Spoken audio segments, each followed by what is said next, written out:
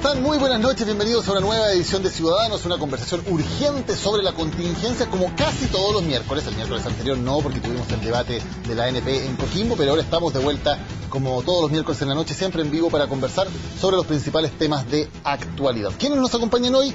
Mireya Dávila, analista política, muy buenas noches, gracias por estar con nosotros. Hola, buenas noches, gracias. Robert Funk, director del Centro de Estudios de Opinión Pública de la Universidad de Chile. Buenas noches, Robert. Willy Díaz, conocido de la casa, economista, ¿cómo te va? Y Jaime Parada, concejal por Providencia. Muchas gracias a todos por acompañarnos. Como siempre, partimos eligiendo la frase de la semana, el momento más destacado, el más entretenido, el más comentado de la semana. Partimos con una frase que es frase, pero también es canción, del presidente Piñera a su candidato.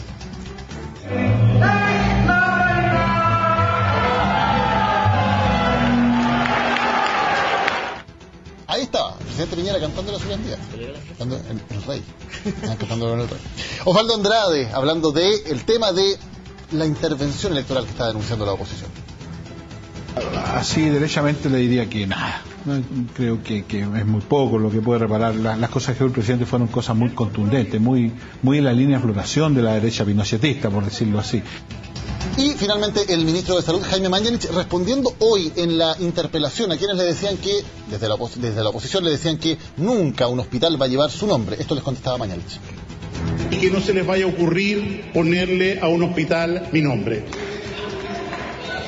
Sin embargo, sí les pediría que tuvieran la decencia de poner el nombre de un gran hospital de Chile, el nombre de don Sebastián Piñera Echeñique, que es lo que creo que corresponde.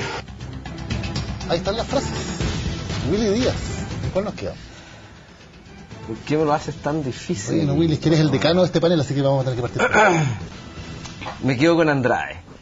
Me quedo con Andrade porque es notable la forma en que se desmarca de 20 años de intervencionismo electoral, acusando al presidente Piñera y a su estructura de gobierno de ejercer intervencionismo, cuando en realidad los decanos del intervencionismo fue la concertación durante muchos años, donde era evidente lo que hacían las fotos de los ministros con los candidatos. Por lo tanto, que me parece notable la forma en que trata de desmarcarse de algo que es tan evidente y que además trata de seguir colocando apellidos a esta derecha, ahora derecha pinochetista. O sea, creo que usa códigos que ya hace rato que están fuera de servicio, digamos. Un voto para Osvaldo Andrade. Jaime Parada. Tiene 2 votos, Andrade. ¿Sí? A ver. Sí, porque creo que usa la frase que usa para no decir el resto de las frases que debe usar.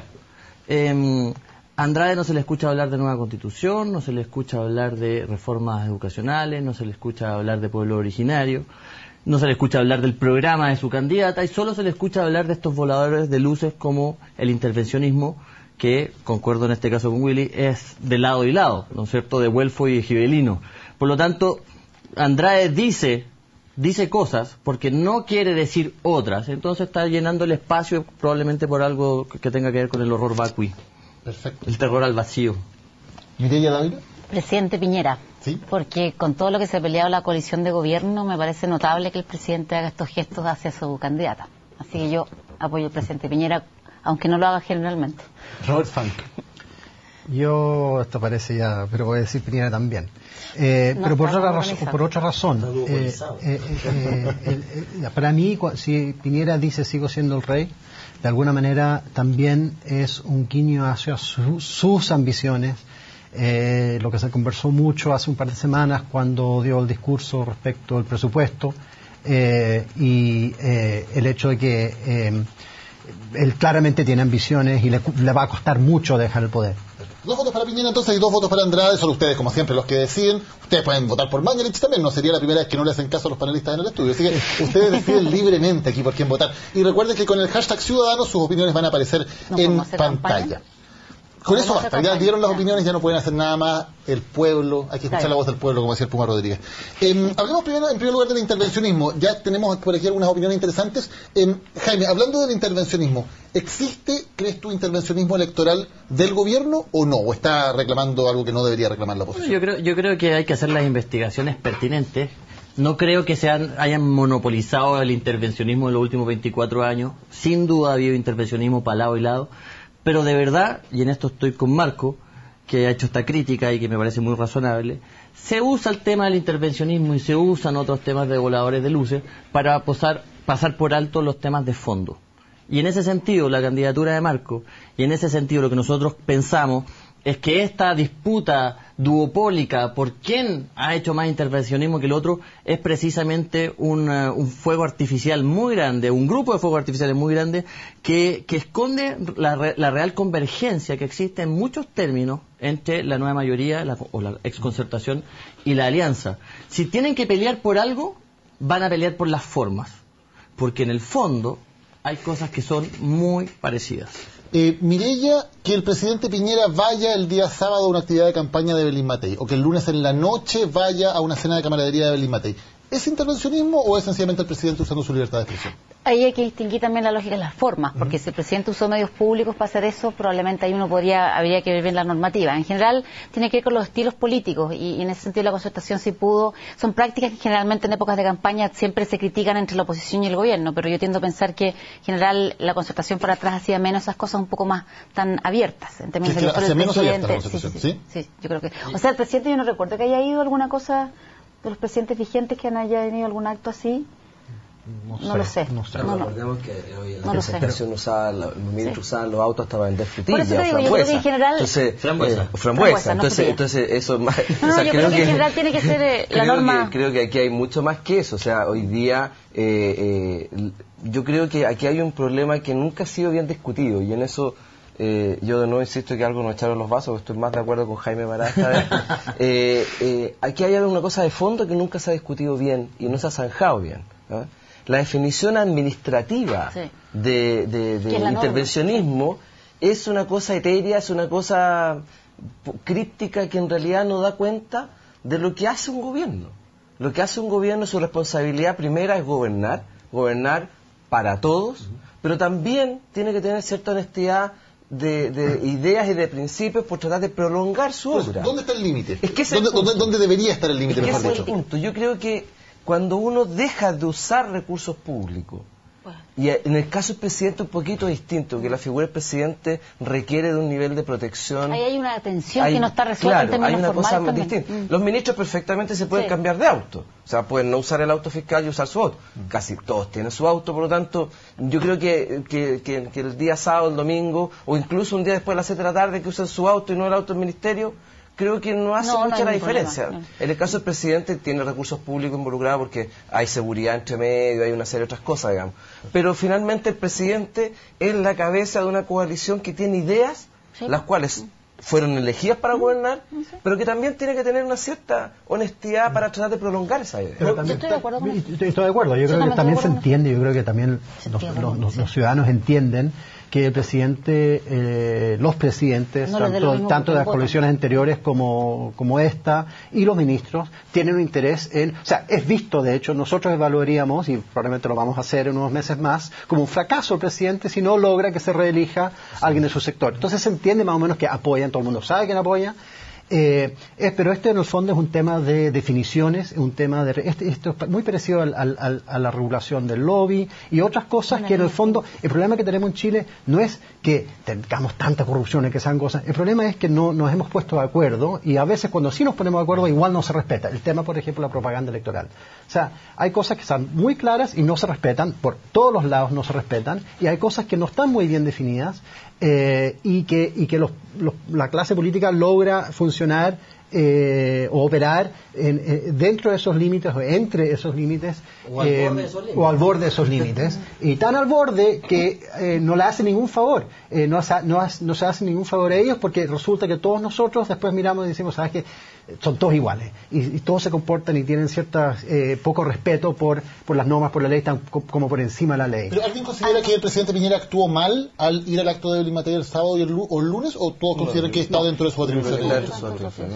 Ahora, yo creo que el tema de la intervención electoral con el tiempo pasa y nadie se acuerda. En ese sentido, claro, eso te quiero decir que son temas que saltan de repente, pero que en el largo plazo, al día siguiente, nadie tiene. Yo no me acuerdo de que sea tema para atrás. Entonces, en ese ahora, sentido, hay otros tipos de intervenciones que sí son preocupantes. Si usan recursos públicos, no para el auto, pero sí usan recursos públicos para especies de clientelismo o no dejan nada en el fisco para el próximo gobierno, o usan el presupuesto de tal manera. Eso es más preocupante. Ha habido casos, bueno, en el último gobierno de la Concertación, por ejemplo, el famoso mail en que se pedía a funcionarios de una intendencia que recopilaran información para entregarlo a campañas políticas, por ejemplo.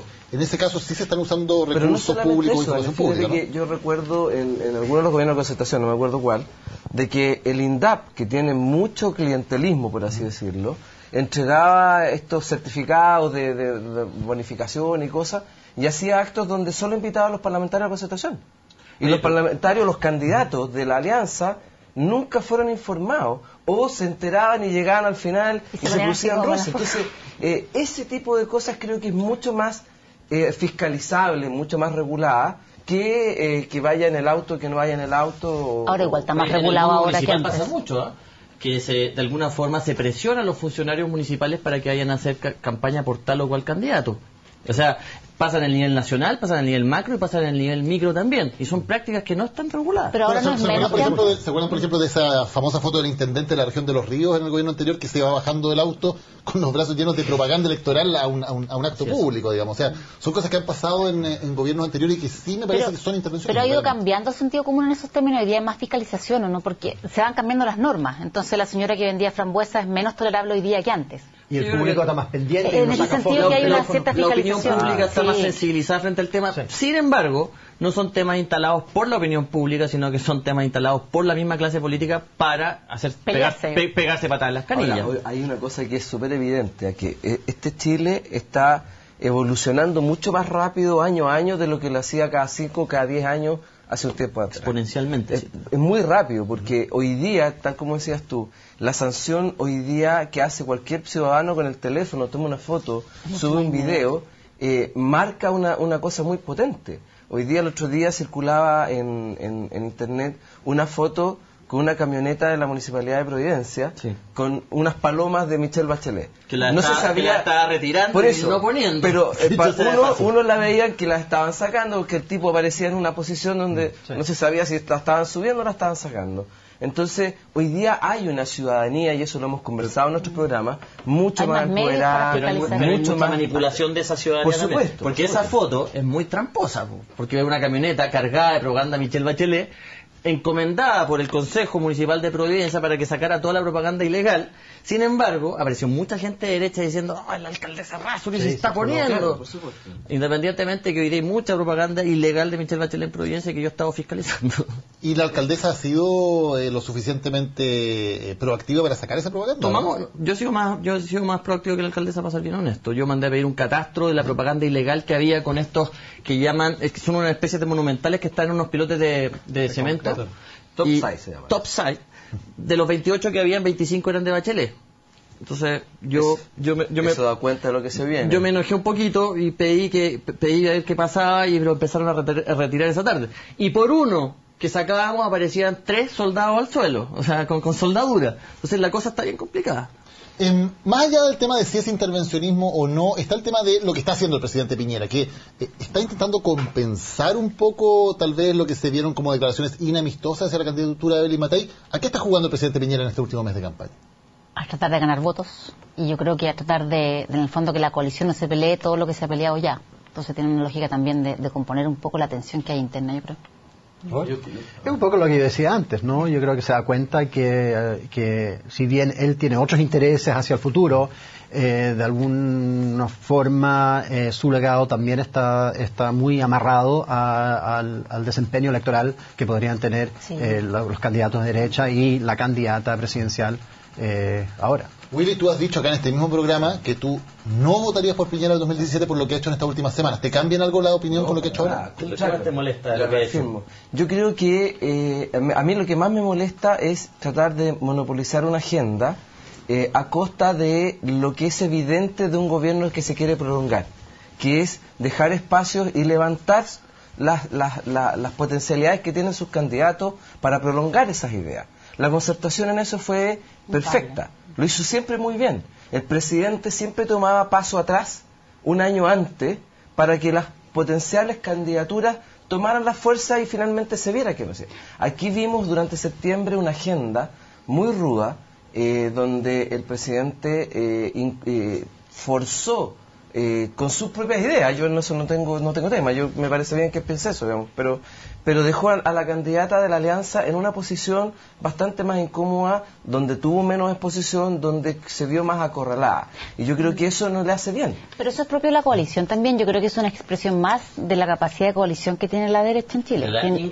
Incapacidad o poca capacidad, que uno la ve desde, con todos los medios que tuvieron, con todo el tiempo que estuvieron fuera del poder, para llegar al poder, la poca capacidad que tienen disposición a cooperar entre ellos, y se hacen zancadillas, gente de sus partidos, gente de otros partidos. Entonces, pero piensa otra cosa, o sea, si el presidente marcara 70 puntos de aprobación, yo creo, ahí el tema sería distinto, pero marca 30, ¿qué más le va a sumar?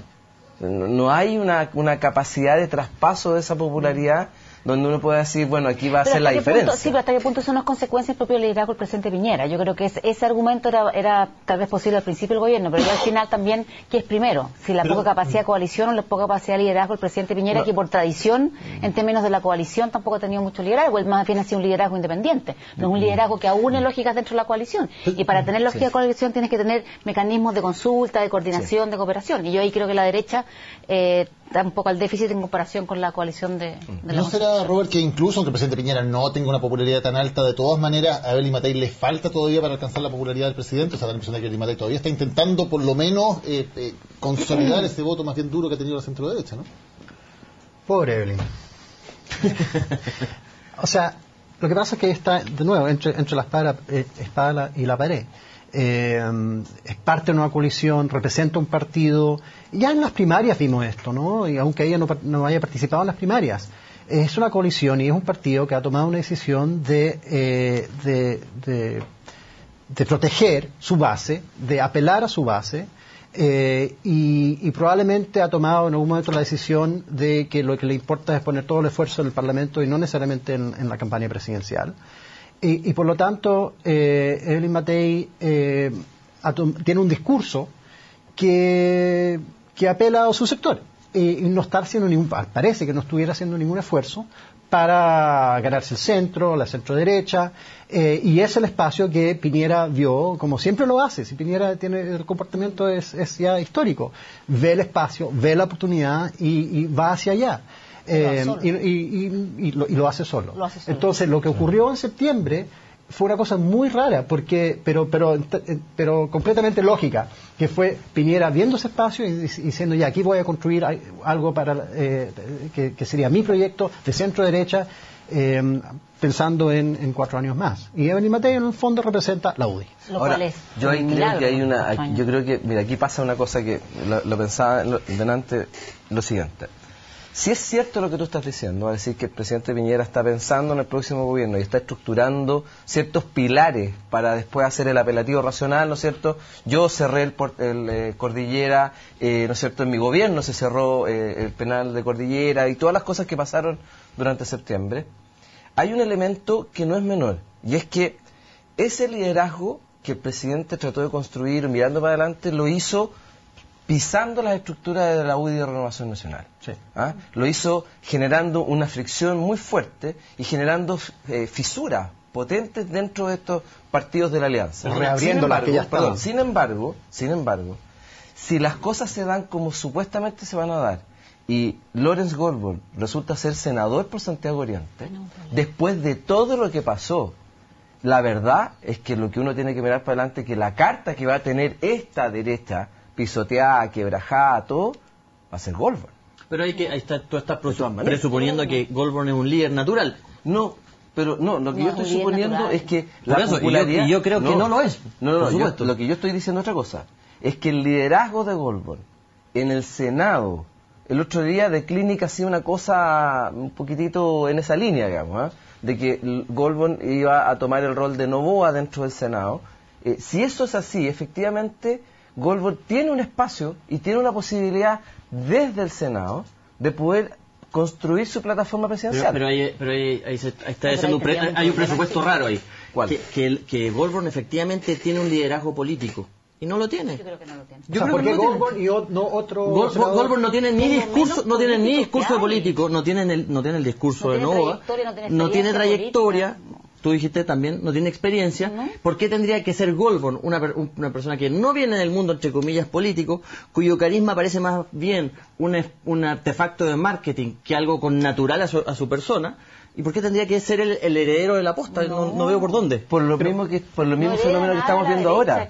Porque efectivamente, a pesar de todo lo que pasó, a pesar de toda la sanción que se hizo respecto de su salida de la carrera presidencial, hoy día, si se consolida efectivamente por sobre Sandón, siendo él el senador elegido por Santiago Oriente, eso da cuenta no de las consideraciones de consistencia política dura, sino que estamos viendo, hay que leer lo que la gente está queriendo.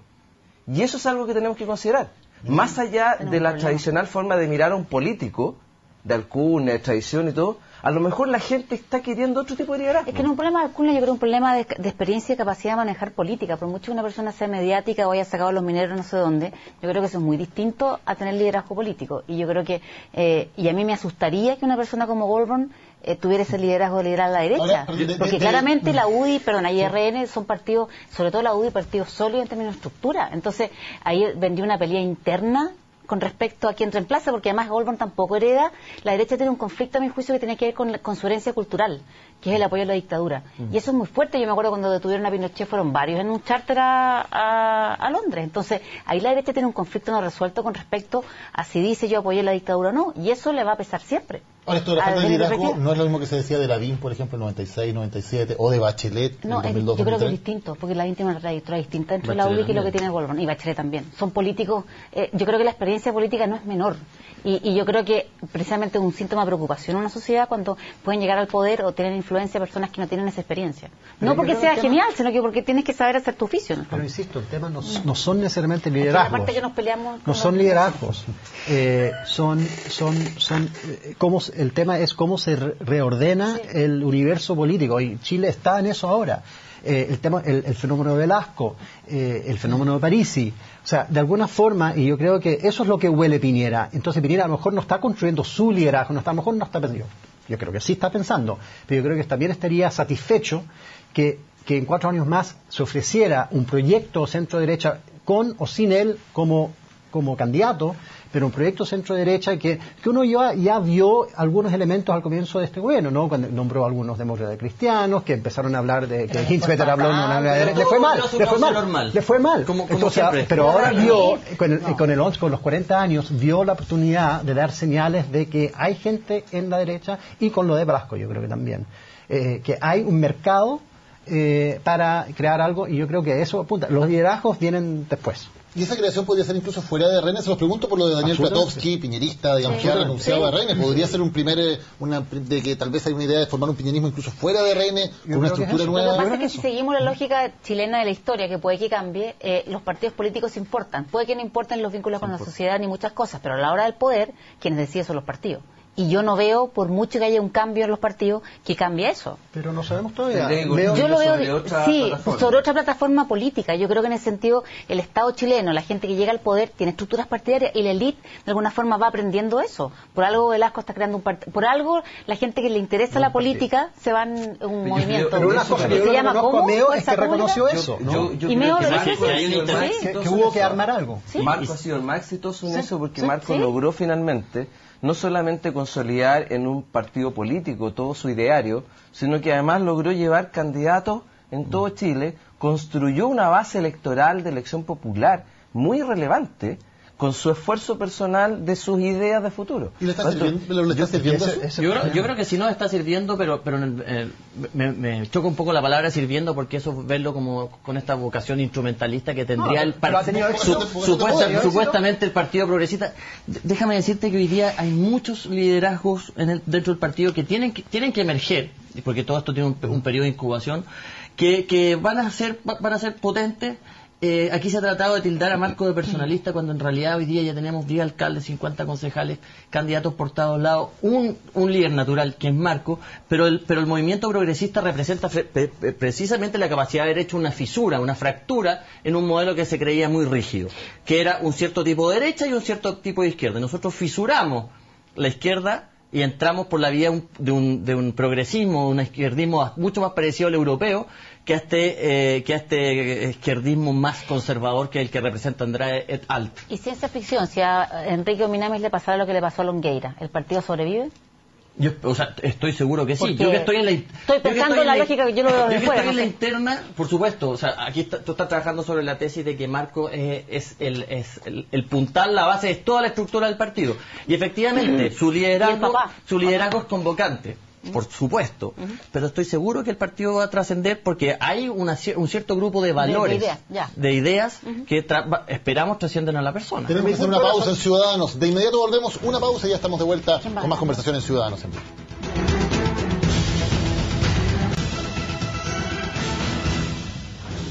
Ya estamos de vuelta en Ciudadanos. Hay muchos temas para conversar. Mañana puede ser un día importante en la campaña, un cierto hito, porque se conoce la encuesta de la Universidad Diego Portales, que es una encuesta a nivel nacional, presencial, que además se hace varios años y en ese sentido es la primera encuesta de las reconocidas que se va a hacer ya con el panorama de todos los candidatos compitiendo, todos los candidatos en la cancha. Recordemos que la anterior CEP recogía solo parcialmente el comienzo de la candidatura de Evelyn Matei. ¿Hagamos pronóstico? ¿Cómo vendrá la encuesta? Yo creo que es muy difícil que marque una diferencia muy grande a los sondeos que ya se vienen haciendo. Pero la CEP le da un 12% a Matei y no se Sí, no, pero es que la CEP siempre se ha equivocado. ¿Qué irá Marta Lago de esto? La CEP siempre se ha equivocado y si uno mira la historia más atrás, la verdad es que la CEP siempre es un error sistemático. No, pero está bien. Pero en la encuesta final de la CEP es bastante cercana a la realidad, la encuesta que publica en noviembre. Subestima, por alguna razón, siempre subestima a los candidatos o a la alianza. No sé por qué, pero es un error sistemático, está medido. La otra vez, la última vez que salió, había una muestra que mostraba, que indicaba eso, digamos. Yo creo que va a marcar lo natural, Bachelet por sobre Matei. No vamos a poder decir que se han ido ajustando las cifras porque va a ser la primera encuesta que vamos a tener. Pero va a partir de ahí, si partiera una cosa distinta sería muy raro. Robert, ¿cómo deberían estar las diferencias? O sea, ¿realmente podría haber un abismo tan grande entre Bachelet y Matei como el que mostraba la CEP o eso es un escenario demasiado irreal? Es muy difícil decirlo. Lo único que sí se puede intuir es a través del desempeño de las campañas, ¿no? Y uno ve que la campaña de Evelyn Matei no ha despegado, uno ve que la franja, un video, un release de un video preview que sacaron ayer, creo, que era un video bastante, yo siempre he dicho que en esta campaña pareciera que alguien en la derecha vio la película No y decidieron que lo hicieron fantástico y iban a repetir esa misma estrategia, porque es la música, una música como película de terror, es una cosa muy rara. Entonces yo no veo por dónde Evelyn Matei puede subir, excepto si, como decía antes, logra el apoyo histórico de su sector y por eso está apelando, y eso no es 12%, eso es más que 12%. Entonces ahí le podría ir mejor. Y la otra pregunta es qué es lo que pasa. Hoy día tenemos 9 candidatos, entonces ahí tampoco sabemos cómo se va a barajar eso. Es que todos los otros candidatos estaba pensando otro día en el foro, son bastante antisistémicos en términos de discurso, son bastante más radicales. No sé hasta qué punto eso en la primera vuelta van a ir de Bachelet. Entonces, al final, yo creo que Evelyn no va a subir mucho más de lo que ya está. No se me ocurra. ¿En cuánto está? Yo no estoy segura. ¿Cuándo dices no va a subir más de lo que está? ¿Está el 12% la primera? ¿Sí? Bueno, 12% en la CEP que estaba medida cuando recién estaba avanzando. 17, claro. Sí, pero así de mal creen que va a estar Evelyn Matei en una encuesta que se haga hoy día. No le veo, diciendo lo que dice Robert con respecto a la campaña, no le veo apil en términos de que capture más gente. Ahora, la pregunta es cómo dice Robert si es que logra capturar el 30% duro aprox de la derecha. Pero como es voto voluntario, yo creo que eso es súper relativo. Jaime, hay una expectativa por quién va a tener el tercer lugar en la encuesta UDP, ¿no? Claramente nuestra expectativa, pero no podemos tirar cifras en torno a eso. Lo que sí, evidentemente, vemos que hay una baja sistemática de Matei, que hay una fuga de votos desde Matei hacia Parisi. No creemos que Parisi tampoco vaya a crecer demasiado, pero sí hay un daño que le está haciendo a la derecha tradicional Franco Parisi y eso es innegable. Y le está haciendo daño también a Enrique Ominami al quitarle la posición de ser la novedad, de ser la candidatura alternativa, de ser como la alternativa al duopolio, por ponerlo en esos términos. Claro, depende si esa es la lectura correcta o no. Yo creo que la gente ya está entendiendo que Marco está en una posición, que ya pasó por la posición de la novedad, que él abrió el espacio, porque hay que ser bien honesto, no solamente en términos de los candidatos nuevos, sino que también abrió el espacio discursivo. Marco fue el que instaló varios de los temas que hoy día están en agenda y que son por todos entendidos y como casi universalmente aceptados, pero Marco ya pasó por eso y agradecidamente, esta es mi posición personal, yo creo que ya no es la novedad y es bueno no ser la novedad, es bueno que Marco haya pasado a ser un candidato de 35 años, uno de 40 años, mucho más maduro, con un partido detrás, con alcaldes, con concejales y con un proyecto político que lo ha ido desarrollando de tal forma que hoy día tenemos un programa de gobierno completamente contundente. Se presenta el sábado, pero llevamos 4 años haciendo seminarios, publicando libros, etcétera. Ahora, yo creo que aquí también la encuesta la encuesta de la UDP va a registrar algo que es relativamente evidente. Yo siento que más que haya despegado o no despegado la campaña Matei, siento que el despliegue, no el despegue, el despliegue que tiene la campaña Michelle Bachelet en presencia en vía pública, sí, de 4-1. 4-1. ¿Pero eso en todas partes? ¿En todo Chile o solamente? No, en todo Chile. En Providencia es una brutalidad. No, en todo Chile, o sea, de 4-1, que eso no se logra con los 2.500 millones de pesos que pidió al Banco Estado, Un crédito de con un crédito de consumo de 2.500. Todo ese despliegue no se logra con eso que uno ve en la calle. Por lo tanto, obviamente también esta encuesta seguramente va a reflejar algo de eso, porque está muy desplegada. Bueno, si el presidente de los banqueros de Chile, Jorge Aguad, te apoya, a lo mejor tenéis más acceso al crédito que otros, ¿no? Yo creo que no. Yo creo que no es los 2.500 que le prestó el Banco Estado. Yo creo que aquí los empresarios están muy detrás de esto. Esa era mi metáfora. Y pasa a ser la candidata de los empresarios. La candidata, es que... Evelyn Matei. No, por favor, Michelle Bachelet. Michelle Bachelet pasa a ser la candidata de los empresarios. Lo fue de Somerville, ¿no? Apoyan a todo el mundo. No hay ninguna duda. Particularmente apoyan a los que creen que va a ganar. Pero que si fuese así, Matei también estaría desplegada de la misma forma que está Michelle Bachelet, y no está desplegada. Pero es raro, por la candidata a los empresarios es Matei y la candidata que apoya a los empresarios es Bachelet. Es que es una gran paradoja, ¿no? No, es que no es paradoja. Yo creo que eso ha ido cambiando en el tiempo. Porque efectivamente, hoy día, si antiguamente uno decía, no, la Concertación tenía el respaldo del Estado para desplegarse las campañas, bueno, ahora la Concertación no está en el gobierno. ¿Y de dónde saca la plata? ¿Con 2.500 millones de pesos Banco Estado? ¿O cobrando 500.000 pesos por una cena a los profesionales? ¿Pero cuál es el problema que saquen los pero empresarios? yo creo que el punto es que hay una especie de... es el juego de que la derecha es empresarial y la izquierda es popular. Yo un problema ya. Pero la derecha apoya todo lo pero hay una especie de acusación ahí respecto como que Michelle Bachelet representa algo y por lo tanto es la candidata a los empresarios, o Evelyn Matei representa algo y lo que es el sistema, y por eso es necesario una reforma al sistema de financiamiento electoral. Pero porque es la institución política, son las campañas, es la profesionalización de la política, son estos, ¿cómo se llaman los carteles que se ponen con Paloma, los top side, o sea, eso cuesta plata.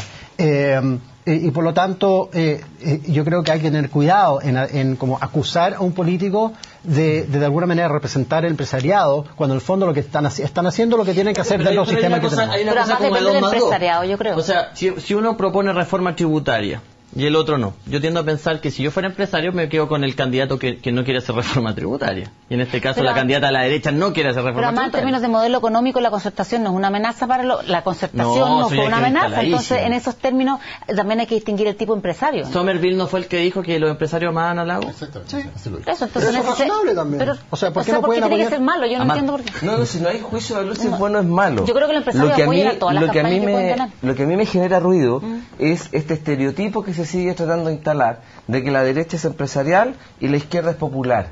Yo creo que eso ha ido cambiando en el tiempo. Pero si uno ve los personajes que estuvieron en este gobierno, no hicieron mucho para de dónde vinieron, no hicieron mucho para desmentir el origen de clase o pelear en contra de ese estereotipo.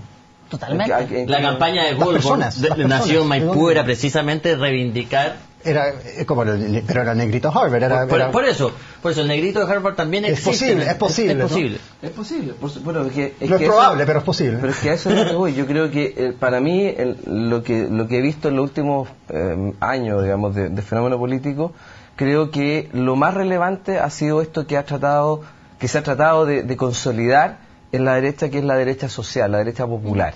Y eso fue en la instalación del ideario Pablo Longueira. Creo que Pablo Longueira efectivamente representa eso con mucha fuerza, pero lamentablemente no llegó hasta donde tenía que llegar, pero creo que eso ha ido mutando. Sí, nadie puede pensar que la UDI, siendo un partido el más grande de Chile, teniendo sus apoyos en los sectores más populares de Chile, esos son los empresarios. Esa es la derecha empresarial. Es un modelo que el Partido Republicano, que usó el Partido Republicano, y usa el Partido Republicano en Estados Unidos. Hay un libro, mis alumnos, si están despiertos, van a saber que yo siempre menciono un libro que se llama What's the Matter with Kansas, que es por qué estos estados que están en el medio de Estados Unidos siguen votando por los republicanos cuando las políticas del Partido Republicano no los favorecen. Y es lo mismo, porque usan otra estrategia, que es la estrategia de la UDI popular, que usan temas valóricos y otras cosas y a veces cosas más raras, para lograr el apoyo en esos sectores. Esa ha sido la estrategia. Eso no implica para nada que la UDI no sea, o la derecha no sea una derecha que siga representando e implementando políticas que favorezcan a un cierto sector. Les propongo que pasemos a otro tema. El arzobispo de Santiago, Ricardo Elzati, ha estado en la controversia en estos días por varios asuntos. Pues, por un lado, por negarse a asistir a la comisión investigadora de los abusos en hogares del Sename, aduciendo la separación de la Iglesia y el Estado. Y ahora porque se conoció una carta enviada al presidente Piñera donde le pide no ratificar el convenio contra la discriminación de la Comisión Interamericana de Derechos Humanos. Quería partir pidiendo la opinión a Jaime al respecto. Sí, la separación Iglesia-Estado es cuando la Iglesia le conviene. Porque esta carta de Sati es decididamente una intervención en los asuntos de la República. Yo no veo cartas del presidente Piñera pronunciándose sobre las cuestiones evangélicas, las cuestiones pastorales de la Iglesia. ¿No tiene el derecho la Iglesia Católica, como cualquier otro grupo de presión, de mandarle una carta al presidente, como lo podría hacer el Móvil o la Fundación Iguales, dando a conocer su punto de vista? ¿No tiene ese derecho como cualquier otra institución en Chile? ¿Tiene el derecho? Lo puede hacer, por supuesto, pero él no es cualquier persona, no es una organización de la sociedad civil como cualquier otra. Él representa a una cantidad de personas muy importantes, y lo que a mí me parece más grave se arroga la representación de un cierto grupo de valores que están reñidos con otro cierto grupo de valores que están en tensión. Por un lado tenemos los valores de los derechos humanos y por otro lado tenemos los valores el sistema de valores de las verdades reveladas. Y él está tratando de instalar una lógica en el Estado a través de la cooptación. Por ejemplo, llamando a votar en contra de los candidatos que bla bla bla, para tratar de imponerse en esta lucha cultural. Y a mí lo que me molesta profundamente es que, más allá de lo que él hace de enviar esta carta, es tratar de imponer una visión de mundo que es una visión que está en retirada, en primer lugar, una visión que, entre otras cosas, incluso en la iglesia, incluso en la iglesia, y que, entre otras cosas, se mete en el mundo de lo público muy de lleno. Él dice, por ejemplo, que en los colegios particulares subvencionados, dice en esta carta, se pondría en jaque lo que se pueda o lo que no se pueda enseñar. Bueno, ahí hay una irrupción que es francamente delicada, porque los colegios particulares subvencionados reciben plata del Estado, y el Estado no puede pasarle plata a aquellos que discriminen a otros, y él lo que se está haciendo es arrogar el derecho a discriminar. A mí lo que me llama la atención es que precisamente el síntoma de que la Iglesia tiene menos poder que antes es la carta. Porque probablemente en otro contexto de la historia, en que la Iglesia Católica tenía un poder mucho más importante, no hubiera sido necesario mandar la carta. En términos de que yo creo que se siente mucho más amenazada que en otros momentos de la historia. Porque están perdiendo la batalla cultural. Claro, y por lo tanto tienen todo el derecho a hacerlo también, y el derecho del presidente a acogerlo o no, pero yo no me complicaría más por eso, porque uno está reaccionando como si la Iglesia tuviera el mismo poder que tenía antes. Yo sinceramente creo que en términos culturales no lo tiene. A mí me choca, lo mencionó Jaime un poco, es que esto es un tema de derechos humanos. Aquí estamos hablando del Estado de Chile a punto de firmar un convenio de derechos humanos, un tratado de derechos humanos, y la Iglesia Católica, que hizo mucho, por mucho tiempo, a favor de los derechos humanos, ahora decide que se va a pronunciar públicamente y presionar al gobierno para no firmar un tratado, un convenio que profundiza los derechos humanos en Chile, y eso me parece súper preocupante. Yo creo que yo coincido con que efectivamente la Iglesia está tratando de en otro periodo probablemente no habría sido necesaria la carta. Yo estoy de acuerdo con eso, porque también tiene que ver con lo que ha hecho este gobierno. Este es un gobierno que se ha desmarcado de muchas cosas, ha tomado una agenda de temas donde efectivamente la Concertación hubiera querido hacerlo.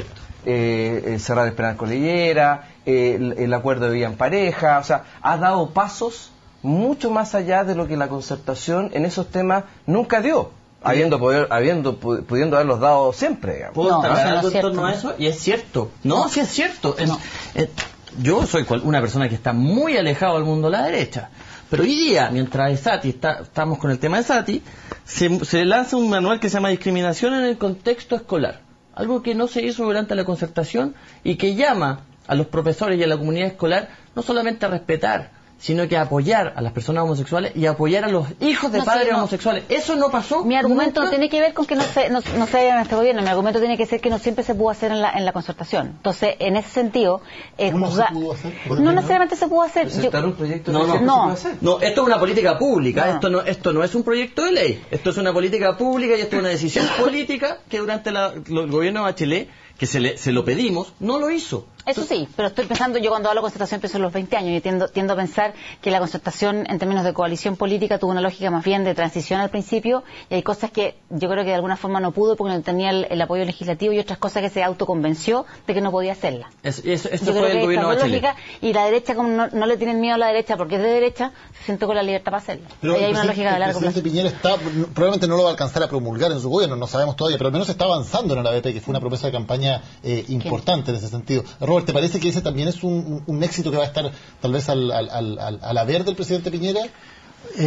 Yo creo que hay que ver, porque hay varios temas pendientes con ABP que no han salido, que se están discutiendo, que hoy día se discutió un aspecto específico que tiene que ver con el Estado civil, pero hay otros temas que tienen que ver con si hay que registrarse o no en la notaría, etcétera, y por lo tanto yo no sé si va a alcanzar a salir esto en este gobierno. Yo creo que si sale una buena ley con esas modificaciones, yo creo que sin duda va a ser uno de los grandes legados de este gobierno. Ahora, para los que no han seguido la tramitación, básicamente lo que se habla con el Estado civil es que se crea un Estado civil llamado de convivencia,